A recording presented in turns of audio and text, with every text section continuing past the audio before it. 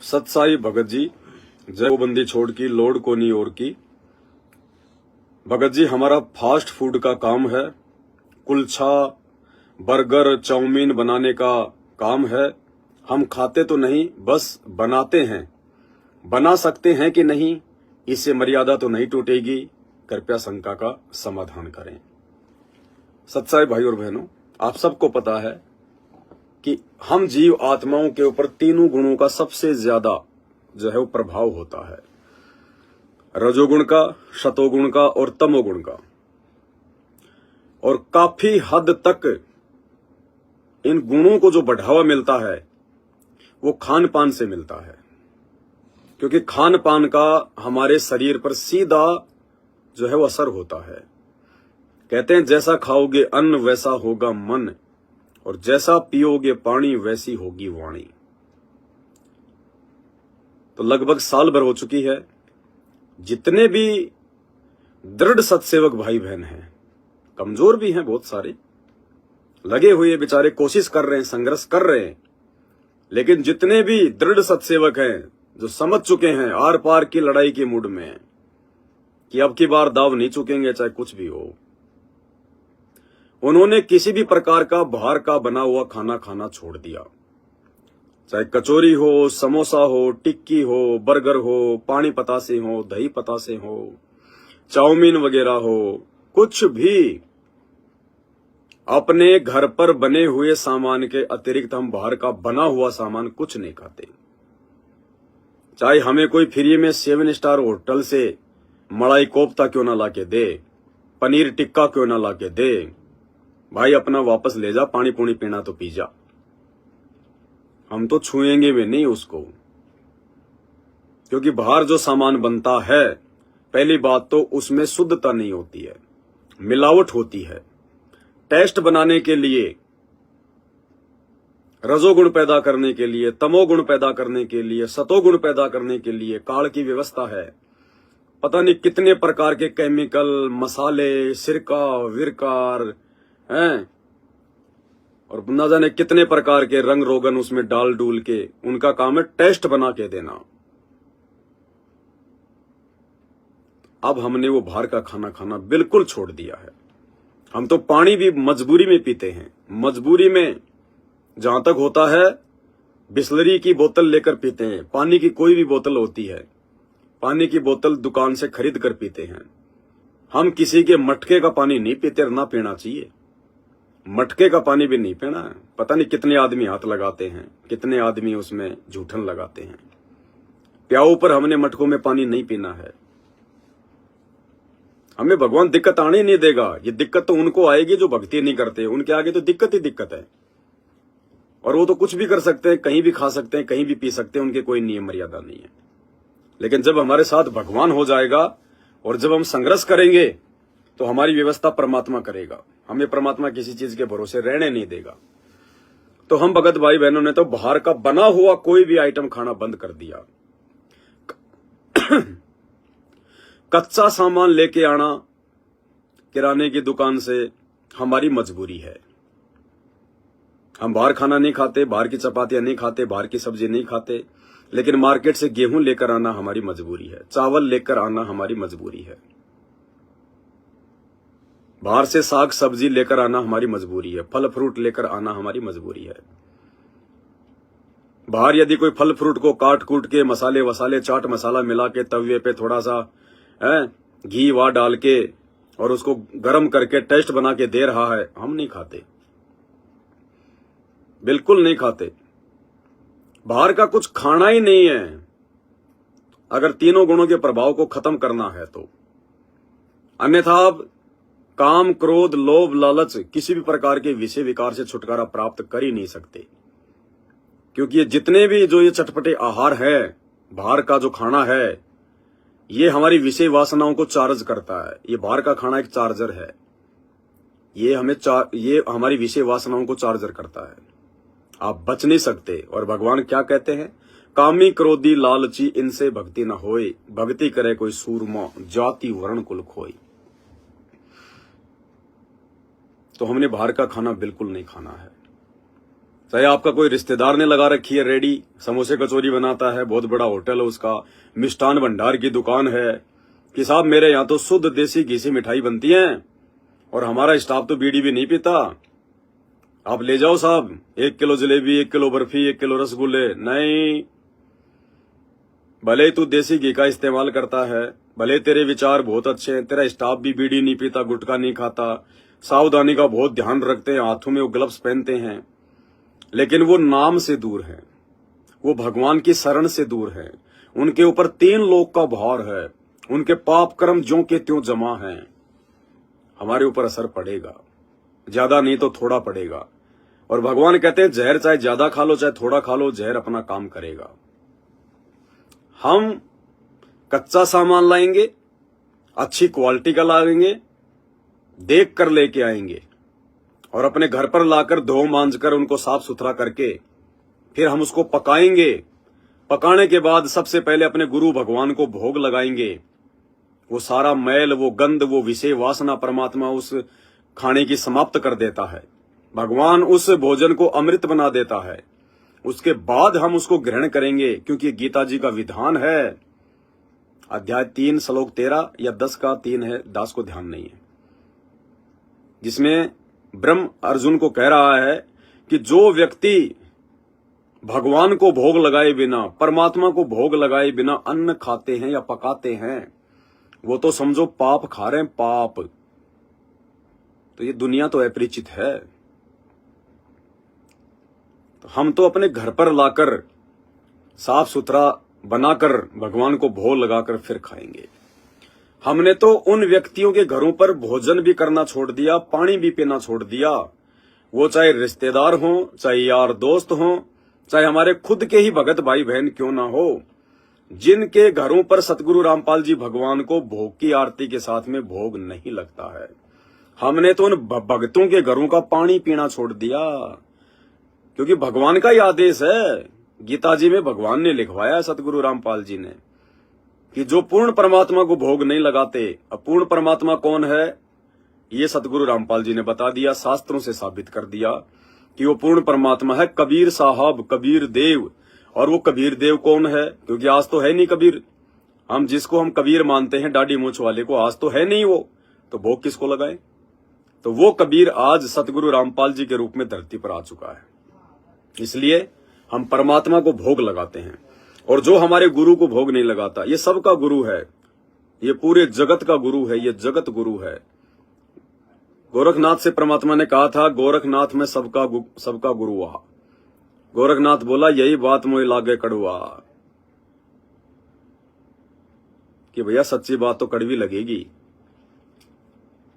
तो बाहर का तो खाना ही नहीं है, सोचना भी नहीं है, और थोड़ी सी दृढ़ता लेकर आ जाओगे, भगवान से प्रार्थना करोगे, भाई और बहनों, थोड़े दिनों में आपकी ऐसी स्थिति हो जाएगी, आप यदि किसी कचौरी, समोसे की, चाउमीन की दुकान के नजदीक से भी निकलोगे, आपके मन में भी नहीं आएगा जरा सा भी कि मैं खा लूं, क्योंकि मन को पता चल गया कि ये नहीं खाएगा, तो मन फिर बकवाद करना छोड़ देता है। हमने मन की जो खुराक है उसको कम करना पड़ेगा और आत्मा की खुराक को बढ़ाना पड़ेगा। आत्मा की खुराक है भगवान का सत्संग सुनना, आत्मा की खुराक है मंत्र जाप करना, आत्मा की खुराक है 5 यज्ञ करना, आत्मा की खुराक है भगवान की महिमा करना, भगवान के गुणगान करना। और मन की खुराक है बकवाद करना, विषय विकारों में फंसना, काम क्रोध लोभ लालच में पड़े रहना,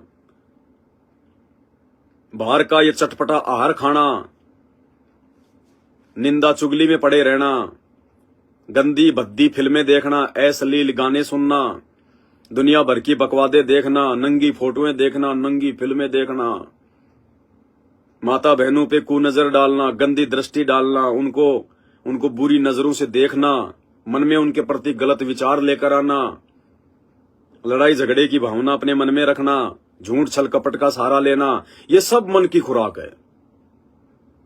तो मन को पता चल गया कि भाई अब तुझे तेरी खुराक नहीं मिल रही, तो अब वो आत्मा से लड़ नहीं पा रहा, क्योंकि आत्मा की खुराक हमने डबल कर दी और मन की खुराक को डाउन कर दिया। तो मन कमजोर पड़ गया, आत्मा मजबूत होती जा रही है, और एक दिन ये मन हमारा मित्र बन जाएगा। गुरुदेव भगवान ने बताया कि इस मन की जो गति है बहुत ज्यादा है, और जब हम इसकी खुराक कम कर देंगे तो ये हमारा मित्र बन जाएगा, ये मन भक्ति में लगने लग जाएगा, फिर ये हमारा दोस्त बन जाएगा। और जिस दिन ये मन हमारा दोस्त बन गया, मित्र बन गया, यदि आपने अपने गुरु आशीर्वाद से भक्ति करके गुरु वचन पर चलकर यदि इस मन को अपना दोस्त बना लिया, उसके बाद देखना ये भक्ति में आपका कितना सहयोग करेगा, डूंडा पाड़ देगा, डूंडा।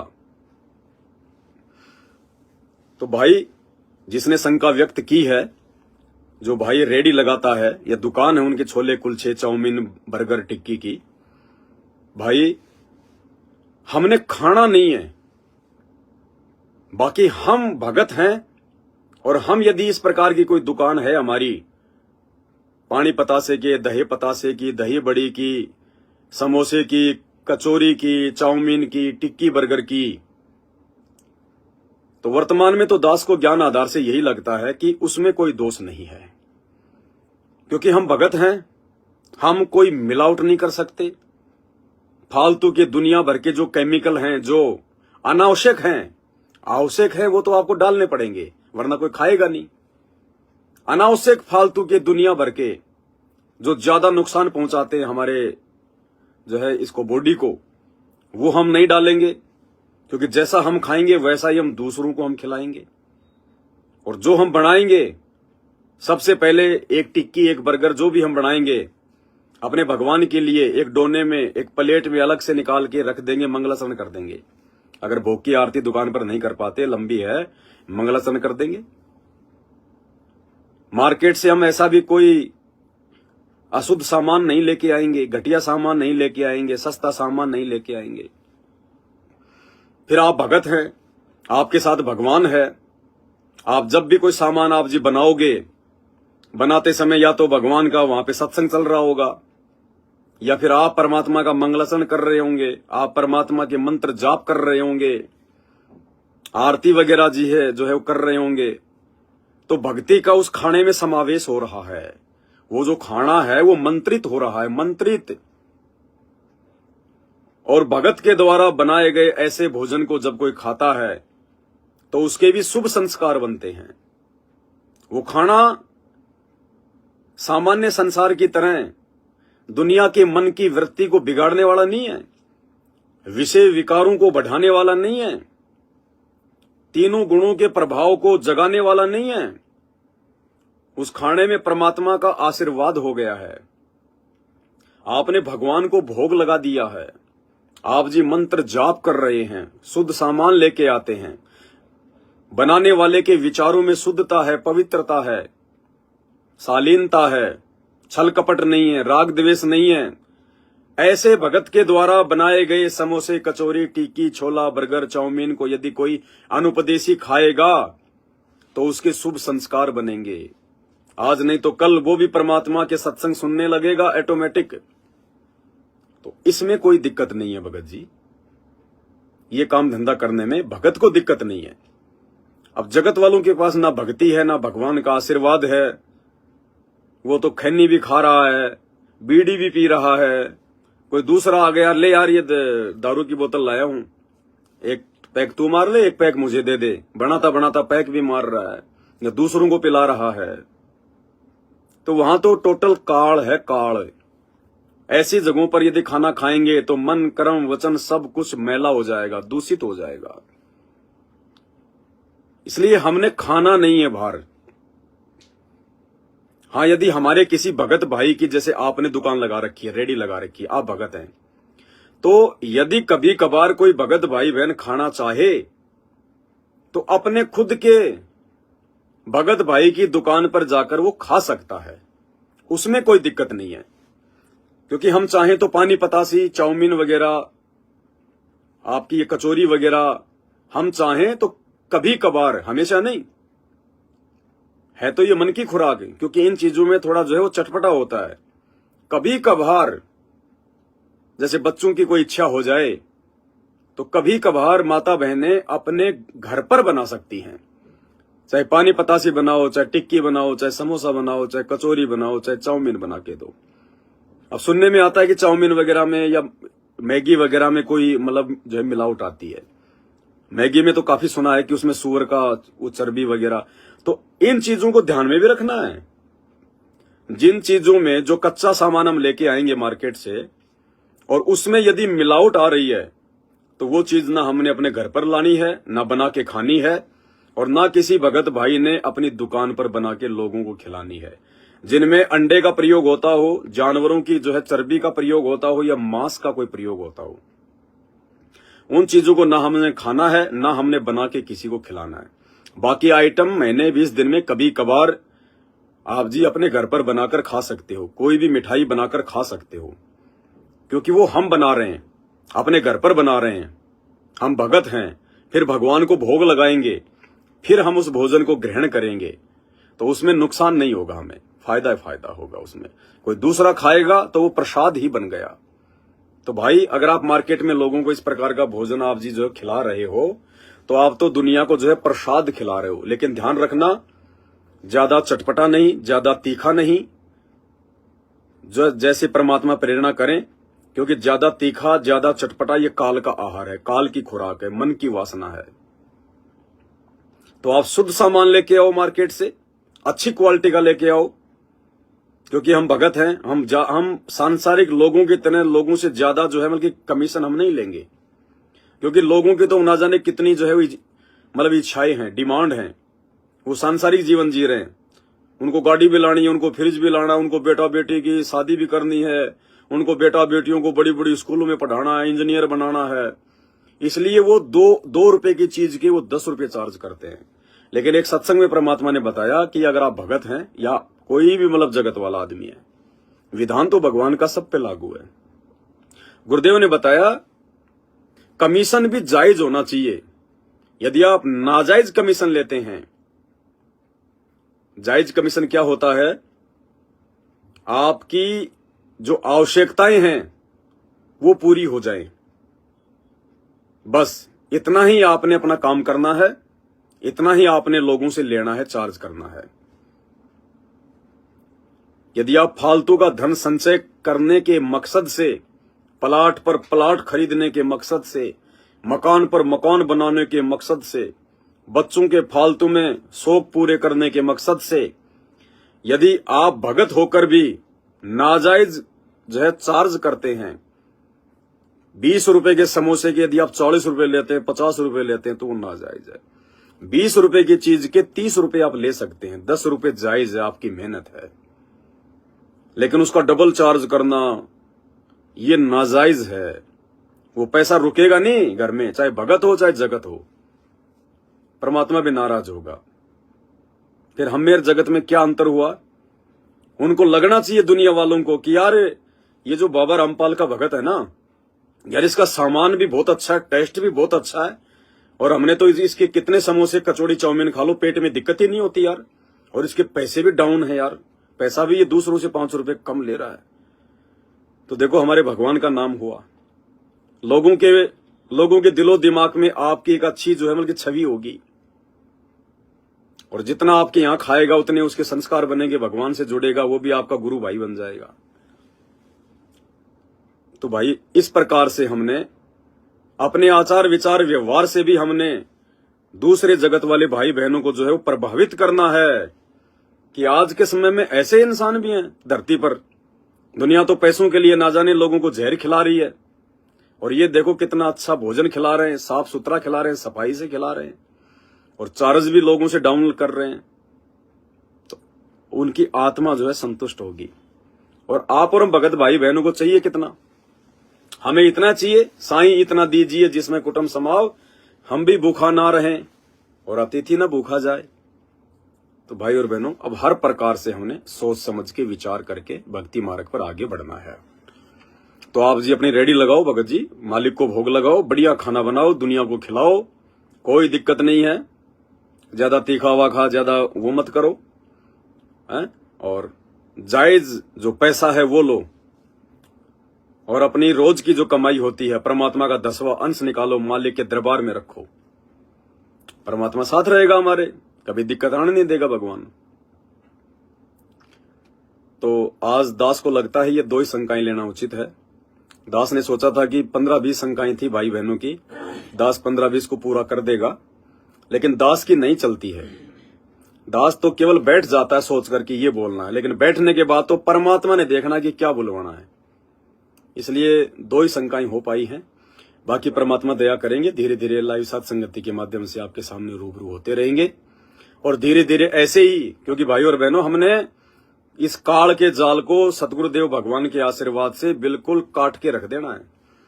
गुरुदेव कह रहे हैं ना कि बच्चों, अब तुम काल की छाती में टक्कर मारोगे सीधी। तो ये सात संगत वाले भाई बहन अब काल की छाती में टक्कर मारने के लायक हो गए। टक्कर कम मानेंगे जब कोई शंका रहेगी नहीं, जब काल हमें भ्रमित कर ही नहीं पाएगा। इसलिए ज्यादा से ज्यादा सतगुरुदेव भगवान के सत्संग सुनो, और जो भक्ति गुरुदेव ने दे दी, जिसको जैसा भी कोई मंत्र मिला हुआ, प्रथम मंत्र या सतनाम मंत्र जो भी है, ज्यादा से ज्यादा हमने हर समय भगवान के मंत्र करने हैं। भगवान की आरती हमने टाइम पे करनी है, विधि से करनी है। और सात संगति की वीडियो जैसे आपको समय मिले, दिन में 1-आधा घंटा सात संगति का वीडियो भी देख लो। जानकारी रहेगी तो मर्यादा टूटने से बचेगी, मर्यादा टूटने से बचेगी तो भक्ति बनेगी, भक्ति बनेगी तो भगवान प्रसन्न होगा, और भगवान प्रसन्न हो गया तो फिर रह क्या गया, सीधा मोक्ष हो गया। और बाकी जो पाठ की वाणियां आप भाई बहनों के जो घरों पर जा चुकी हैं, कुछ एक भाई बहनों को थोड़ी बहुत शंकाएं हैं, तो वो उनके लिए भी हम लाइव आएंगे। बाकी जिस समय आप जी अपना कोई मंत्र करो, आरती करो या सत्संग सुनो अपने घर पे या अपनी दुकान पे, जहां पे अपने पाठ प्रकाश की वाणियां जो है वो चला रखी हैं, तो आप जी आरती करते समय, सत्संग सुनते समय, मंत्र जाप करते समय, आप जी चाहो तो पाठ की वाणियों को दंडवत प्रणाम करके जो है बंद भी कर सकते हो, चाहो तो आवाज को बिल्कुल धीरे भी कर सकते हो कि आपको जो है डिस्टर्ब ना करे, इस प्रकार से। बाकी दास उसके ऊपर एक पूरा लाइव बनाएगा हर प्रकार की शंकाओं को लेकर, भोग वाग को लेकर, बहुत सारी शंकाएं भाई बहनों को, क्योंकि शंकाओं का समाधान होना बहुत जरूरी है भाई और बहनों। और परमात्मा ने इसीलिए दास की ड्यूटी लगाई है इस कुत्ते की।